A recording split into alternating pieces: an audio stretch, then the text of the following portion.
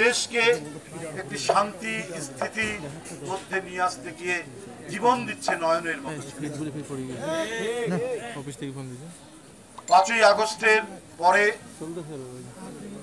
আমাদের যে রংপুর পীরগঞ্জের একটি ছেলে, যার আত্মদানের মধ্যে দিয়ে শেখ হাসিনার পতন নিশ্চিত হয়েছে, আবু সাঈদ, সেই পতনের যে আন্দোলন, গণতন্ত্র ফিরিয়ে আনার যে আন্দোলন, সেই যে আমরা দ্বিতীয় মুক্তিযুদ্ধে বলছি, সেই দ্বিতীয় মুক্তিযুদ্ধের আরেকজন শহীদ হলেন, সেও রংপুরের, তার নাম সোহানুর রহমান।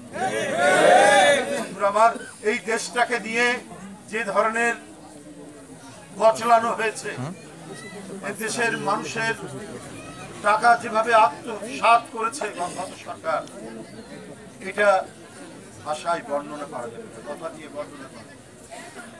আজকে সাবেক প্রধানমন্ত্রী হাসিনার পুত্র সজীব ওয়াজেদ জয় এবং তাদের নামে মার্কিন যুক্তরাষ্ট্রে $350 বিলিয়ন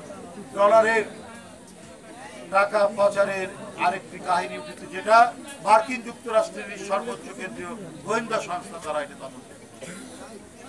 সুতরাং যারা জনগণের এই টাকা পাচার করেছেন, এটাতে একটা ঘটনা উঠেছে, আরো কত ঘটনা আছে। সেই ঘটনাগুলো চাপা দেওয়ার জন্যই 9 তলা ভবনের কয়েকটি মিস্ত্রি, আপনার স্থানীয় সরকার, রাস্তা, রোড, ডাক এবং বললাম স্থানীয় সরকার এবং ডাক, তার মিনিস্ট্রি, এগুলোর গুরুত্বপূর্ণ ফাইল ফিরিয়ে দেওয়া।